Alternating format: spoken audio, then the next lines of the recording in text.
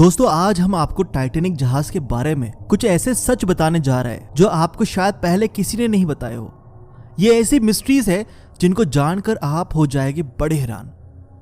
Titanic movie शायद हम में से सबने ही देखी होगी और ये भी सब जानते होंगे कि ये मूवी एक सच्ची घटना पर बनी है।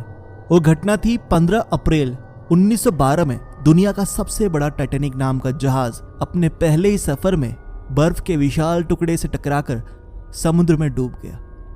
और ये वही जहाज था जिसके बारे में कहा जाता था कि भगवान भी चाहे तो इस जहाज को कभी डुबा नहीं पाएगा। आज उसके पीछे के कुछ मिस्टीरियस फैक्ट्स हम आपसे शेयर करने आए हैं, तो चलिए शुरू करते हैं। Fact number 1। दोस्तों क्या आपको पता है टाइटैनिक जहाज में एक ऐसी श्रापित मम्मी को ले जाया जा रहा था जिसके बारे में कहा गया था कि ये श्रापित मम्मी जिसके पास भी रही और जहां भी रही उस चीज को तबाह कर दिया। इससे जुड़ने वाला हर शख्स मर गया और इसी श्रापित मम्मी को इंग्लैंड से न्यूयॉर्क शहर की तरफ टाइटैनिक जहाज में ही ले जाया जा रहा था और इसी जहाज के साथ ये श्रापित मम्मी और इसका खरीदार दोनों ही डूब गए और आज ये मम्मी अटलांटिक ओशन की गोद में समा चुकी है। शायद इसका श्राप अब जाके खत्म हुआ है। Fact number 2। दोस्तों ऐसा बिल्कुल भी नहीं है कि जब टाइटैनिक जहाज डूब रहा था तो उसके आसपास कोई नहीं था या फिर किसी ने उसका सिग्नल नहीं देखा। क्या आप जानते हो जब टाइटैनिक समुद्र में डूब रहा था तो उसके आसपास 3 ऐसे जहाज मौजूद थे जो टाइटैनिक के मुसाफिरों को बचा सकते थे। सबसे करीब जो जहाज मौजूद था उसका नाम था सैमसन और वो हादसे के वक्त टाइटैनिक से सिर्फ 7 मील की दूरी पर था।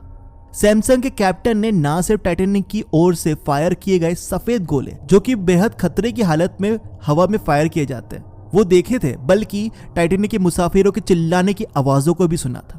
लेकिन सैमसन के लोग गैर कानूनी तौर पर बहुत कीमती समुद्री जीव का शिकार कर रहे थे और नहीं चाहते थे कि पकड़े जाए। लिहाजा टाइटैनिक की हालत को जानते हुए भी वो उसे डूबने के लिए वहीं के वहीं छोड़ गए और अपना रुख दूसरी तरफ मोड़ लिया। दूसरा जहाज जो करीब मौजूद था उसका नाम था कैलिफोर्नियन, जो हादसे के वक्त टाइटैनिक से 14 मील दूर था। उस जहाज के कैप्टन ने भी टाइटैनिक की तरफ से मदद की पुकार को सुना था और बाहर निकलकर फायर किए हुए सफेद गोले को भी देखा था।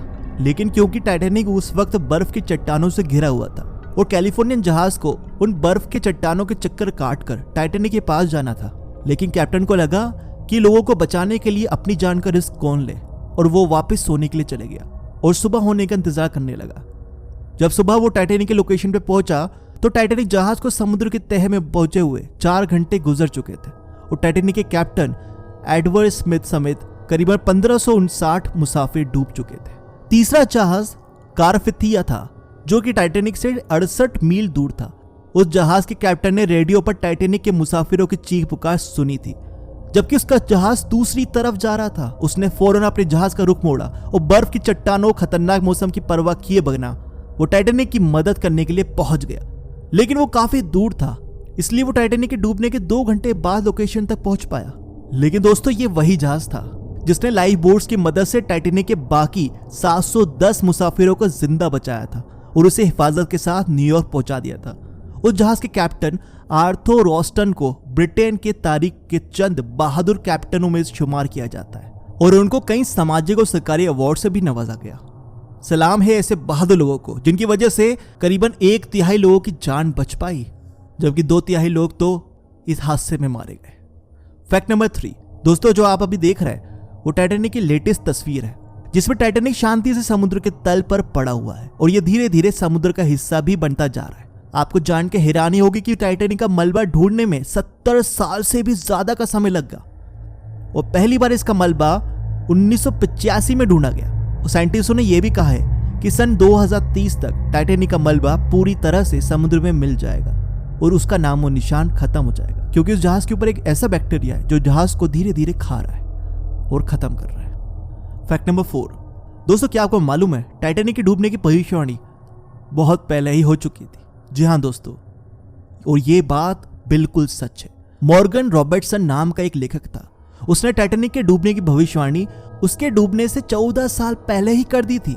उन्होंने 1898 में अपनी book rack of the Titan में एक दुनिया के सबसे बड़े जहाज के डूबने की कहानी लिखी थी, जिसमें टाइटन नाम का ब्रिटिश जहाज अपने पहले ही सफर में एक बर्फ के बड़े हिस्से से टकराकर नॉर्थ अटलांटिक ओशन में डूब जाता है और उस जहाज में लोगों को बचाने जितनी लाइफ बोट्स भी नहीं रखी होती। और ये सब बातें बिल्कुल हुबहू टाइटैनिक जहाज से मिलती है।